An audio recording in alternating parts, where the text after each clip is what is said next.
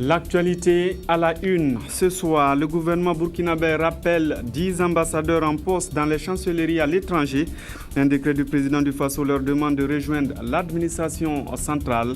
Les noms dans ce journal. Après les canettes, l'huile entre dans les produits frilatés en distribution au Burkina. La gendarmerie a mis aux arrêts un groupe d'individus qui mettaient sur le marché de l'huile de mauvaise qualité. Ils ont été présentés aux journalistes. Et puis, Sibiri Ouedraogo, arrêté au Congo, expulsé, l'invité du 20h. Il vient nous parler de ses conditions d'arrestation et de détention. Bonsoir à tous, vous êtes au 20h de la télévision du Burkina. Tout d'abord, ce décret du président du Faso, le président de la transition, président du Faso, président du Conseil des ministres, vu la Constitution, vu la charte de la transition, décrète. Madame Marie-Odile Bonkungu Balima, administrateur civil, précédemment ambassadeur extraordinaire et plénipotentiaire du Burkina Faso auprès de la République fédérale d'Allemagne, est rappelé à l'administration centrale. Monsieur Daniel Ouedraogo, conseiller des affaires économiques, précédemment ambassadeur extraordinaire et plénipotentiaire du Burkina Faso auprès de la République cubaine, est rappelé à l'administration centrale.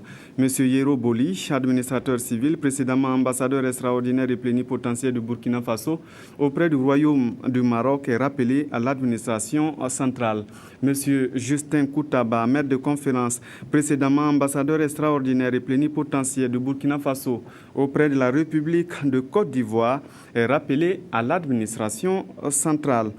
Madame Marie-Apolline Hien-Winkun, précédemment ambassadeur extraordinaire et plénipotentiaire du Burkina Faso auprès de la République tunisienne, est rappelé à l'administration centrale.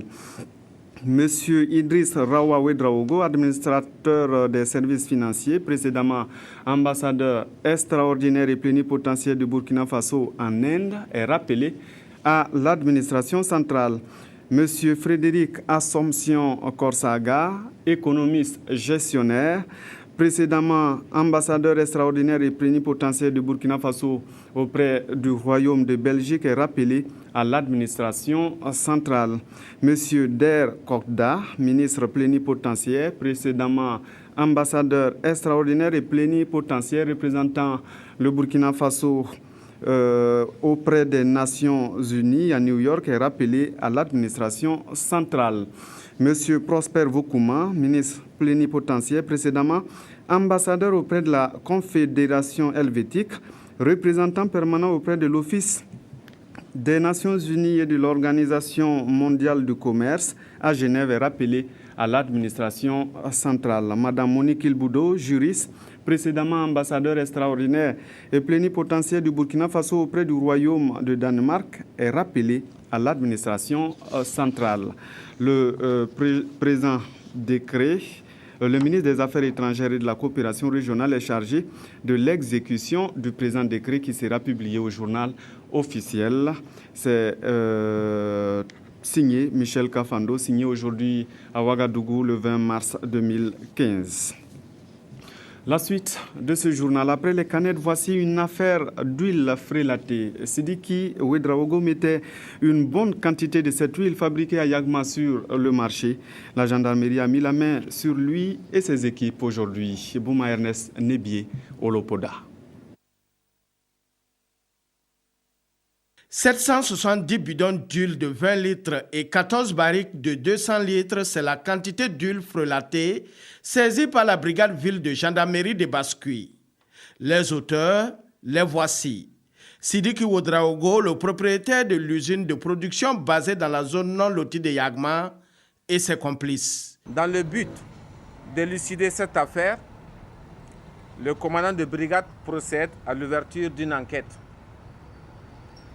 Une équipe est immédiatement dépêchée sur les lieux afin de procéder aux constatations d'usage. Dans une cour délabrée et insalubre, et découvre 2 maisonnettes dans lesquelles sont entreposés des bidons d'huile, de soude caustique, d'acide citrique, des barriques remplies d'huile. Une odeur nauséabonde se dégageait de ce dispositif. La perquisition permet ainsi la découverte d'un lot d'étiquettes attrayantes sur lesquelles on peut lire Salgo Industrie, la meilleure huile sans cholestérol. L'huile produite est obtenue grâce à l'utilisation d'ingrédients tels que la soude caustique, l'acide citrique, reconnus comme étant des substances dangereuses pour la santé humaine.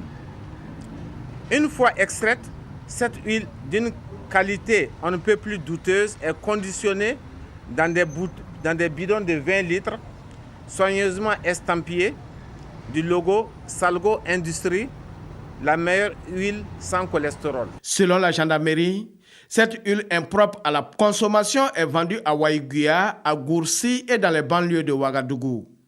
Face à ce genre de pratique, la gendarmerie recommande la vigilance des populations. La contrefaçon et surtout le non-respect de la réglementation tire la SN Sosuco vers le bas. La société créée dans les années 70 est au bord de la faillite. Pour cause, son sucre ne se vend plus bien. Selon les responsables, certains commerçants ne respectent pas les règles d'importation. Amadou Lougué. Des tonnes de sucre stockées dans ces magasins et même dans la cour, faute de place. La SN Sosuco traverse l'une des graves crises de son histoire depuis la privatisation de la société en 1998. Au total, nous avons 12 000 tonnes de morceaux actuellement en stock. Les 12 000 tonnes correspondent à 480 000 cartons de 25 kg et 20 000 tonnes de granulés qui correspondent à 400 000 sacs de 50 kg. La société sucrière de la Komoué n'arrive plus à vendre son sucre à l'intérieur du pays. Et cette mévente, les responsables de la Sosuco affirment qu'elle est provoquée par certains importateurs de sucre. C'est depuis 2011, effectivement, qu'il y a eu une certaine libéralisation qui est en fait, qui n'est pas en soi, qui n'est pas mauvaise, mais malheureusement, il y a des règles de l'importation qui ne sont pas respectées par tous les commerçants. Si tout le monde importait légalement, Sosuco n'aurait eu aucun problème. Malgré cette situation, les machines de l'usine continuent de tourner car il faut sauver ces nombreux employés qui tirent leurs revenus de la société. Elle exploite environ 4000 hectares de plantation de canne à sucre et elle emploie de manière directe, surtout pendant la campagne, près de 3000 personnes. Et il y a aussi beaucoup d'emplois indirects qui se passent au niveau de la SN Sosuco. La Sosuco serait au bord de la faillite. Et si la crise perdure, ce sont les salaires du personnel qui sont en jeu. Si rien n'est fait et que la situation reste en l'état, les sucres continuent de rentrer et que nous n'arrivons pas à vendre le mois prochain, on ne peut même pas payer les salaires des travailleurs. Créée dans les années 1974 sous l'appellation de la SOSU-HV, Société sucrière de la Haute-Volta, cette industrie de production de sucre couvre le tiers de la consommation nationale, les 2 tiers étant comblés par l'importation. Un geste du gouvernement serait peut-être le bienvenu pour le redressement de l'entreprise, mais en attendant, c'est l'entrepreneuriat féminin et le secteur informel qui reçoivent 10 milliards de francs CFA. Dans la région du centre, 71 projets ont été retenus pour bénéficier du financement. Les responsables du fonds sont allés les rencontrer. Draman Guéné. Atelier de travail et papier administratif à l'appui, Aminata Compaoré défend son dossier de prêt. Un prêt qu'elle entend contracter au nom de son association auprès du Fonds burkinabé de développement économique et social pour relancer ses activités. Déjà, on fait des pailles tissées. Il y a des savons en liquide. On connaît faire du Soumbala. Même le beurre de karité aussi, on peut faire. On n'a même pas l'intention de prendre cet argent, essayer de faire du mollo-mollo. On est prêt seulement à rembourser ça. 71 postulants sont présélectionnés dans la région du centre. Cette visite à leur lieu de travail constitue la dernière étape qui leur est offerte pour justifier le crédit. Nous, on a un petit commerçant, donc on veut l'argent là pour voyager, payer les affaires, Ça peut nous aider et puis agrandir le restaurant. Quand on part dans les autres pays, pour payer, souvent on voit que l'argent que tu amènes, c'est trop petit, mais ça ne suffit pas. Il faut forcément un fonds. Ces émissaires du fonds, déportés sur le terrain, évaluent ici les projets présélectionnés. Cette mission consiste d'abord à recenser les associations ou bien les promoteurs qui sont présélectionnés par rapport à un ensemble de critères qui ont été arrêtés par les comités de supervision, notamment l'existence d'un site d'exploitation, et la dynamique des associations et puis les papiers qui ont été réclamés. Et il nous est arrivé effectivement de voir des femmes qui travaillent, et des associations bien organisées, mais également des promoteurs qui ne répondent pas effectivement aux critères arrêtés. Au dire de ces émissaires, les visites de terrain vont s'effectuer au lieu d'activité de tous les soumissionnaires présélectionnés. Après quoi, le décaissement peut débuter au plus tard fin avril. Visite de terrain aussi pour le Fonds monétaire international en fin de séjour au Burkina et le ministère de l'économie et des finances qui présente les conclusions de leur rencontre sur l'économie nationale.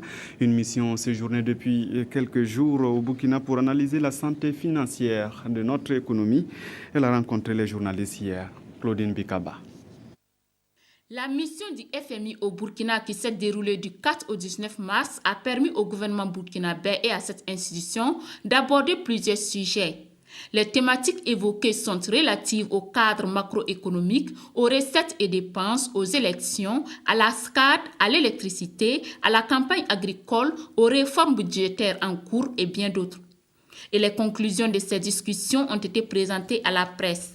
Il est ressorti de ces échanges que le Burkina subit les effets simultanés de plusieurs chocs, dont la chute des cours de l'or, du coton et la baisse des coûts des produits pétroliers. Aujourd'hui, les études que nous avons eu à faire, les analyses que nous avons eu à faire montrent que les deux baisses successives là, ont suffi pour annihiler tous les gains que la Sonambie avait réalisés. Et même mieux, c'est le contribuable maintenant qui va être obligé de subventionner la Sonambie. Nous avons dit, non seulement les plus pauvres et les plus vulnérables ont perdu dans l'opération parce qu'ils gagnent moins, mais également c'est sur l'argent de tous les contribuables burkinabés que nous allons prélever pour maintenant subventionner la Sonambie pour sauver même son fonctionnement. Au-delà de la crise d'Ebola dans la sous-région et de l'incertitude politique, la parité euro-dollar a également un impact sur notre économie. Si la valeur du dollar augmente, voilà, ça veut dire que nous on paye beaucoup plus cher nos importations en dollars.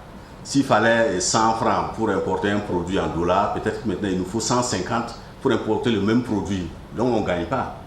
Mais si on était peut-être exportateur, voilà, là oui. Et même autre chose que je n'ai pas évoquée, la dette extérieure qui est libellée en dollars va coûter plus cher. De façon générale, les conclusions de ces échanges entre les deux parties ont abouti à un accord portant sur les politiques économiques et financières.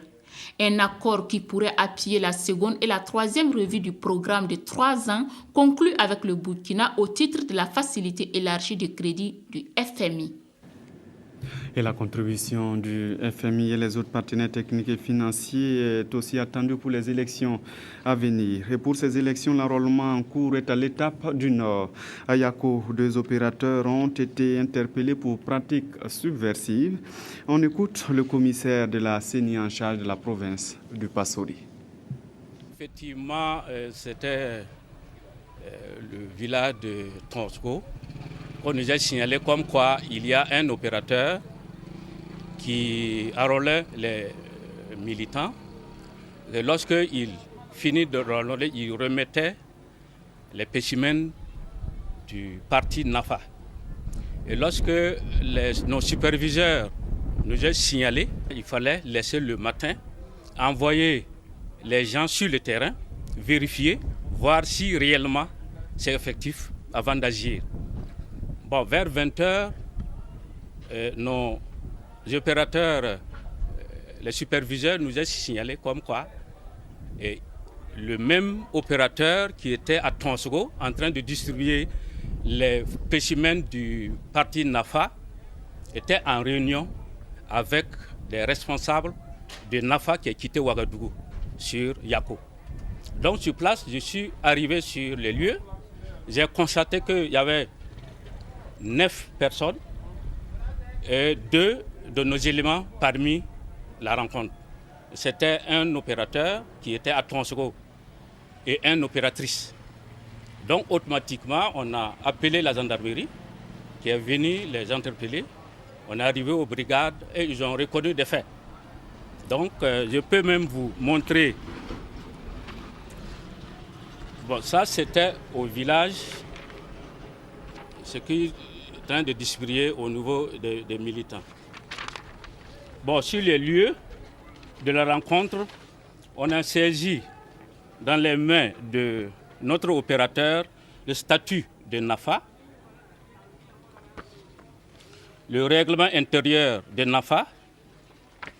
Et donc, j'ai saisi Ouagadougou, le président de la CENI, qui a donné instruction de les remplacer immédiatement. Et c'est ce qu'on a fait. Le commissaire de la CENI en charge de la province du Passoré était au micro de Driss Asseri.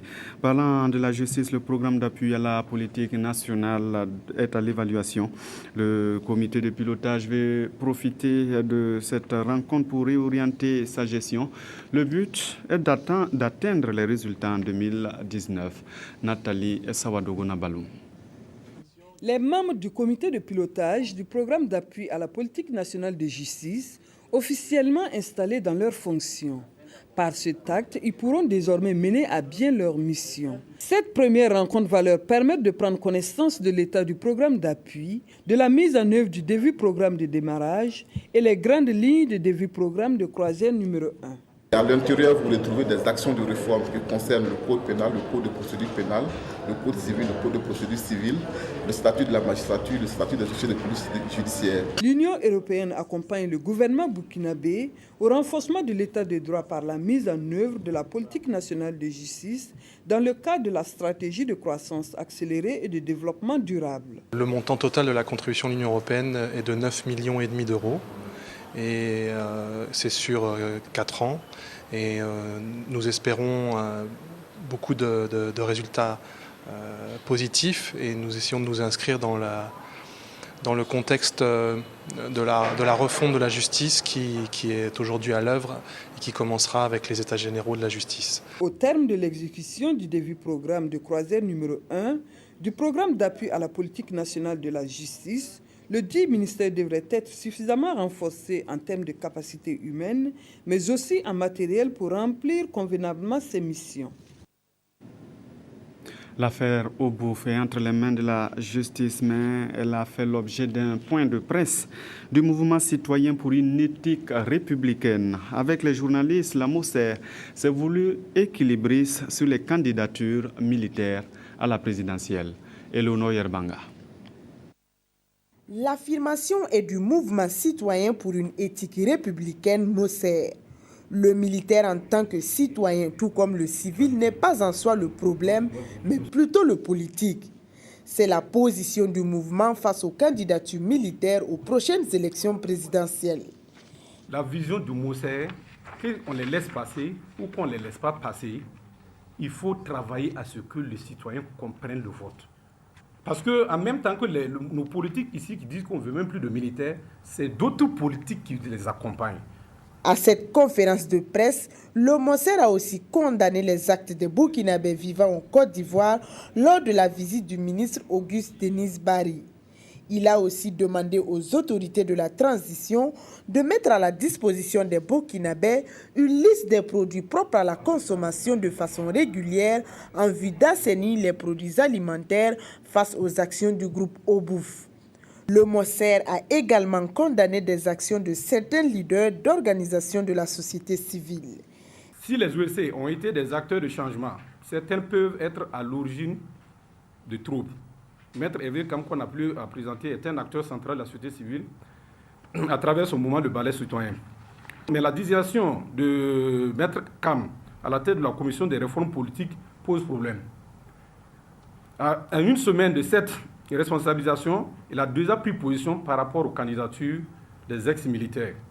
Et il a même bien précisé qu'il va veiller à ce que ces candidatures soient exclues. Au niveau du MOSER, nous disons déjà prendre position avant même qu'il y ait les conclusions de cette sous-commission suppose qu'on a déjà une idée de ce qui sera arrêté. Le Monser a par ailleurs tenu à réaffirmer son soutien au ballet citoyen dont l'un des membres avait été arrêté en République démocratique du Congo. La coordination des organisations de la société civile dénonce la passivité des autorités de la transition sur les crimes de sang et les crimes économiques. Elle a rencontré les journalistes pour parler de la conduite de la transition. Les membres demandent toujours l'exclusion de certains ténors de l'ancienne majorité. Adama Koulibaly. Face à la presse, le président de la coordination des organisations de la société civile pour l'alternance, COSCA, s'est voulu on ne peut plus clair sur sa vision du déroulement de la transition. Pour lui, il est impératif d'agir pour faire toute la lumière sur les événements d'octobre dernier. Pour la mémoire des martyrs, la COSCA demande au président du CNT de bien vouloir instituer une enquête parlementaire sur les circonstances de décès de nos martyrs, vu la léthargie de l'action gouvernementale. Le rôle de l'ex-parti majoritaire, de certaines personnalités ainsi que le RSP, le régiment de sécurité présidentielle, n'ont pas été en reste. Le RSP doit être redéployé dans les plus brefs délais. L'activisme belliqueux du CDP et de l'ADF-RDA nous amène à demander l'application de la charte de l'Union africaine sur la démocratie et la bonne gouvernance. Tous les députés de la majorité doivent aussi être frappés d'inéligibilité pour les 5 années à venir. Par la même occasion, nous demandons au général Gilbert Diendéré, dont le nom est régulièrement cité dans les dossiers judiciaires, de venir donner sa part de vérité. La COSCA espère avoir une oreille attentive de la part des autorités de la transition dans les plus brefs délais, faute de quoi elles pourraient monter au créneau et réclamer purement et simplement qu'elles prennent leurs responsabilités. Et puis, arrêté en République démocratique du Congo le 15 mars dernier, où il prenait part, vous allez voir les images tout à l'heure, à une rencontre de la société civile. Osibi Joanne, que vous voyez sur le petit écran, est arrivé hier, mercredi. Le représentant du mouvement du ballet citoyen a regagné Ouagadougou dans la soirée. Il a été accueilli à son arrivée par les responsables du mouvement, par des amis, des parents et bien sûr des sympathisants.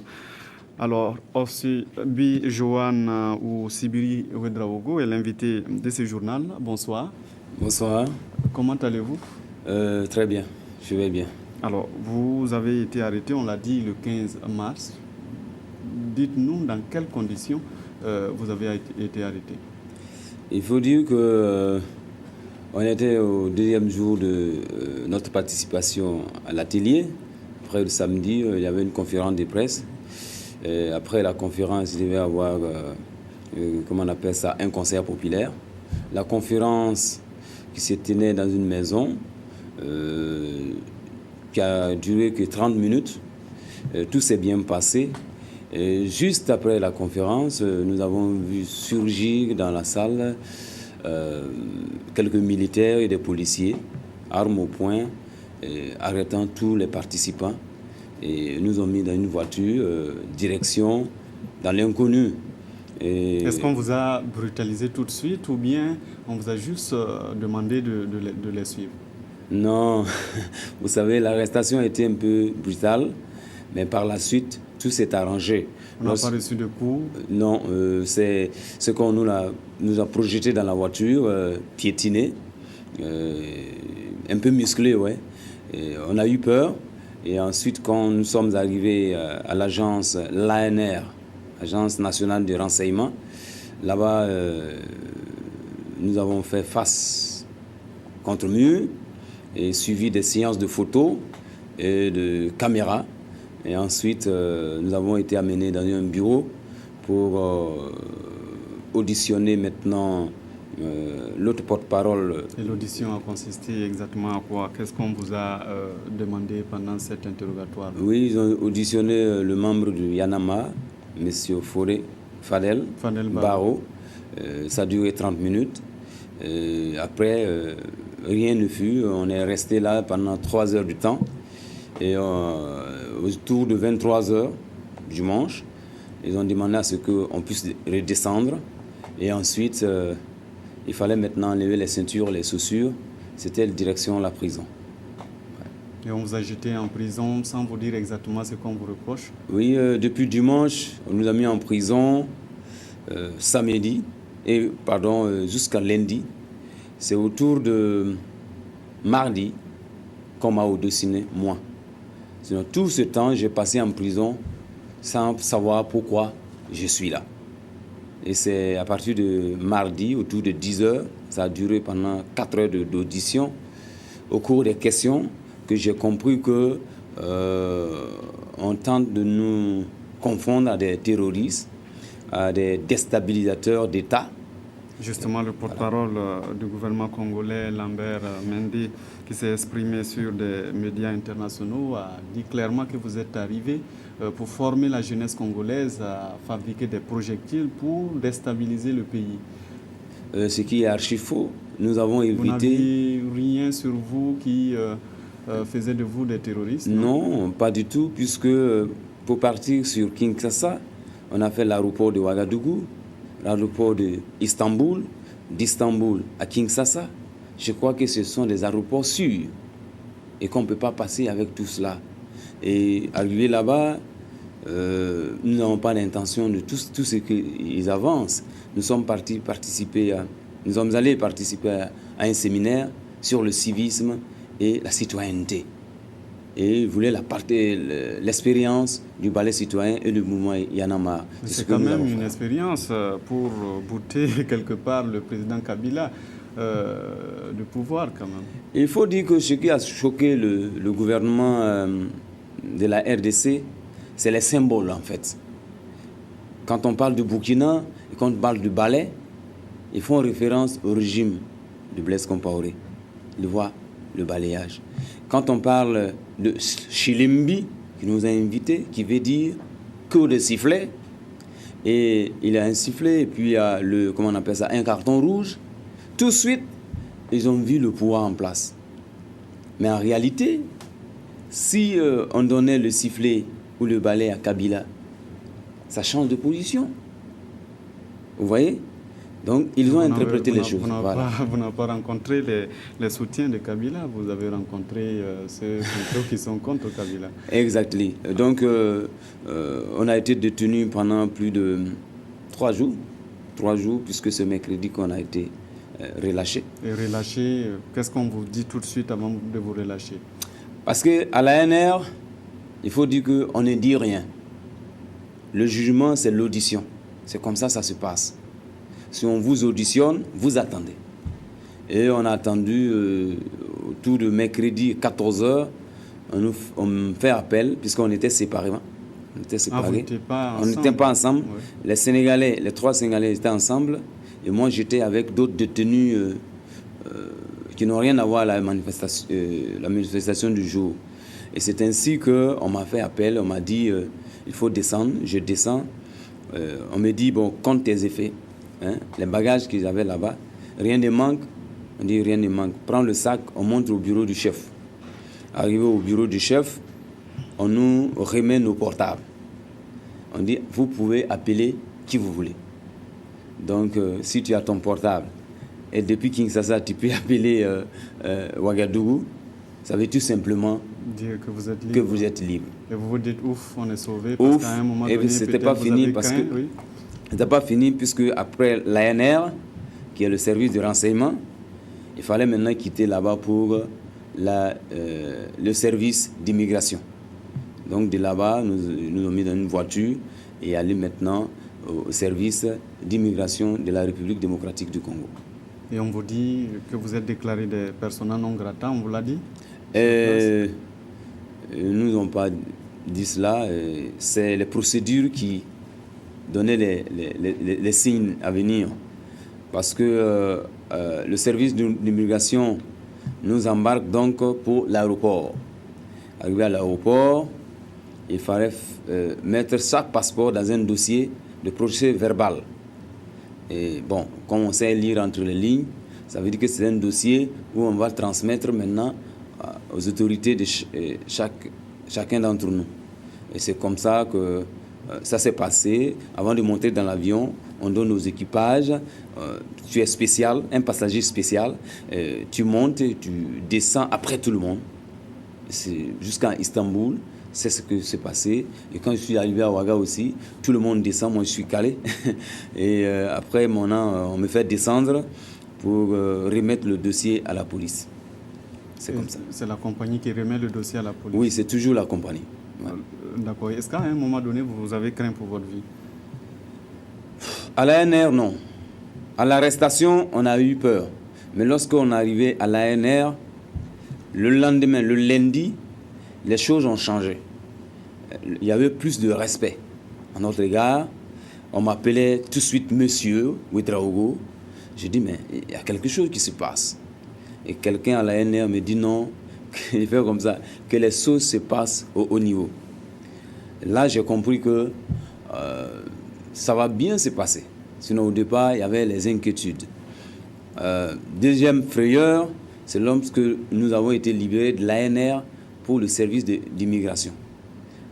Quand on a pris la route de l'aéroport, vu les déclarations du ministre porte-parole qui disait que nous avons dans les hôtels des Kalachnikov, des chambres indiens pour venir saouler le peuple, la jeunesse congolaise, je me suis dit, est-ce qu'ils ne vont pas dire au cours du trajet, ils ont tenté et nous avons riposté, et voilà leur cadavre. Ça, j'ai eu peur. Mais Dieu merci, quand j'ai vu le mur de l'aéroport, j'ai dit, alhamdoulilah. Et on est parti à l'aéroport, toutes les procédures, et voilà. Arrivé à Ouagadougou, vous voyez vos camarades, les sympathisants du ballet, les responsables du mouvement vous accueillir. À ce moment-là, vous dites mission accomplie? Oui, parce qu'en prison, on n'avait pas les échos. Mais il faut dire qu'en prison aussi, on avait des gens qui nous aimaient, qui nous donnaient des infos. Il faut dire que dans vos pays, il y a de la mobilisation. Au sein de la police? Non, au sein du service de renseignement. Voilà, il y a des gens qui nous disent, ne vous inquiétez pas, dans vos pays, vraiment, il y a de la mobilisation. En France, aux États-Unis, au Canada, partout en Afrique, les gens se mobilisent pour votre libération. C'est ainsi que, lorsque je suis arrivé à Ouaga, mais je n'écoutais pas la radio. Donc je prends toutes ces informations avec les pincettes, comme on le dit en journalisme. Et quand je suis arrivé à Ouaga, même dans l'avion d'abord, on me reconnaissait, et félicitations. Et quand je suis arrivé à Ouaga, la mobilisation m'a requinqué. J'ai vu le peuple, j'ai vu tout ce monde à une heure tardive pour dire bienvenue. Bon, j'ai failli couler les larmes, quoi. Dernière question, vous êtes aujourd'hui libre, vous et vos amis du Sénégal, mais il y a des Congolais qui sont toujours en prison. Qu'est-ce que vous leur dites tout de suite? Oui, nos amis congolais, le Filembi. Et ça, c'est avec le fond du cœur que je plaide pour leur libération. Ils n'ont pas d'intention à déstabiliser le pouvoir en place. En aucun cas, dans nos causeries, cela n'est sorti. C'est des pauvres innocents. Et nous plaidons auprès des autorités, même de la RDC, de les libérer. C'est vraiment très important. Je ne sais pas si vous allez me redonner la parole. Je voulais faire des remerciements. Allez-y. Remercier les autorités du Burkina Faso, toutes tendances confondues, jusqu'à la première personne, le président de la République, les autorités du Sénégal. Nous avons senti cette solidarité de ces deux peuples à travers le consulat du Sénégal. On nous donnait à manger. Ils venaient nous voir à tout moment et nous disent, le gouvernement du Burkina, le gouvernement du Sénégal s'active pour votre libération. La presse nationale et internationale.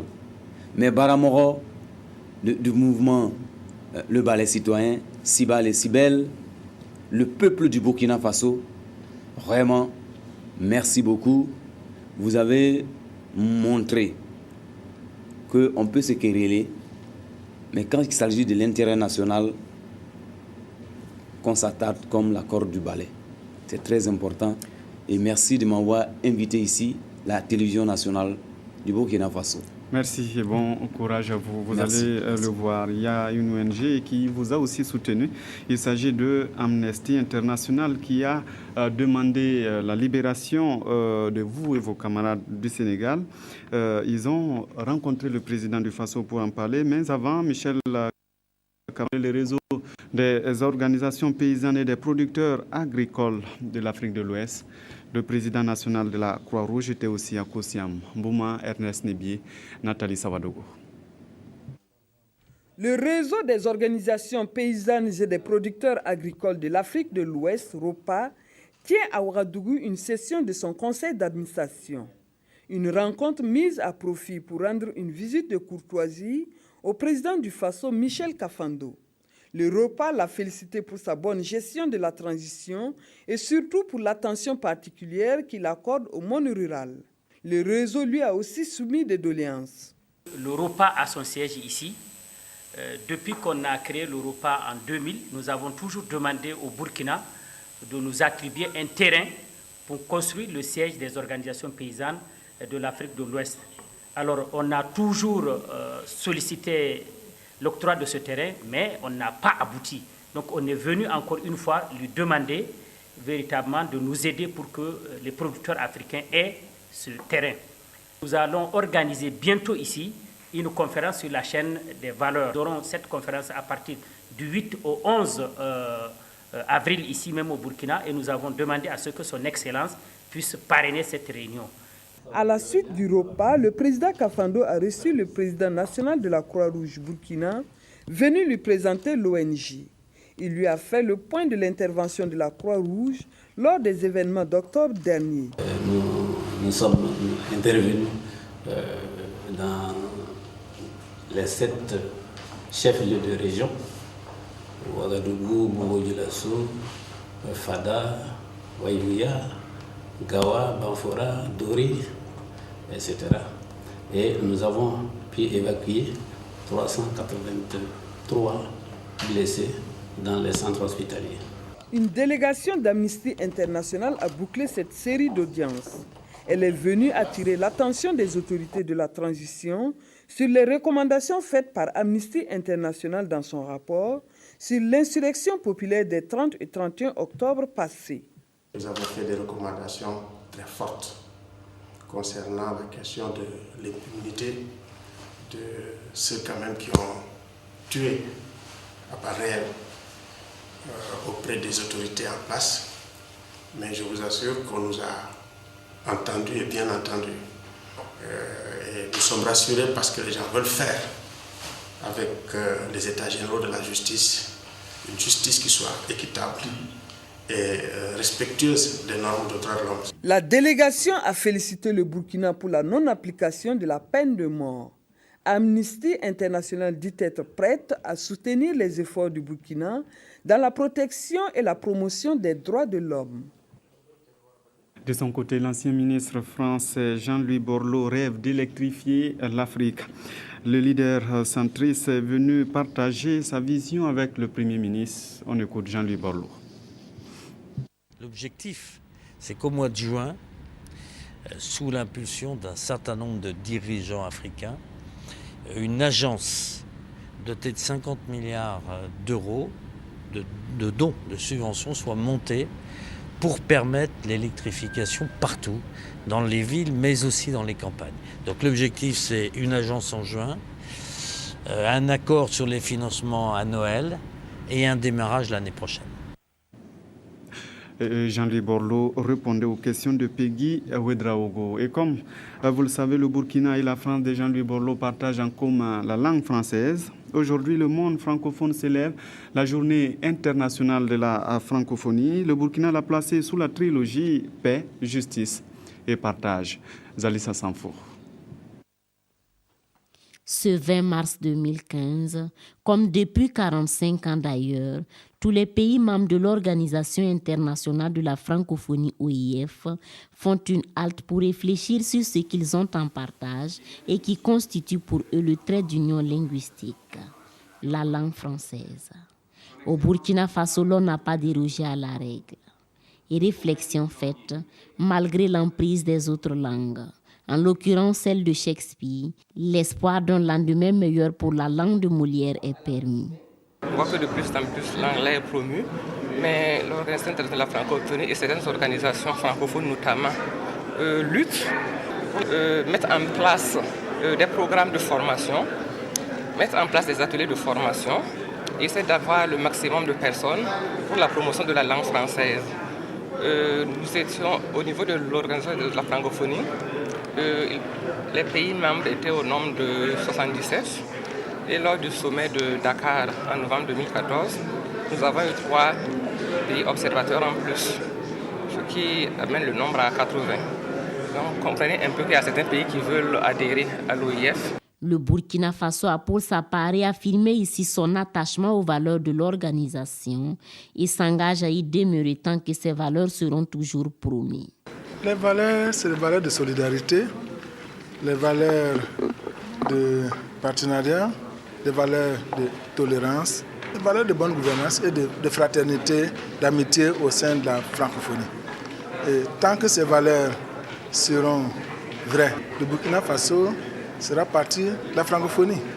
Cette journée de réflexion a aussi servi de cadre pour récompenser tous les élèves qui se sont illustrés lors du concours de promotion de la langue française dénommé ProLAF 2015.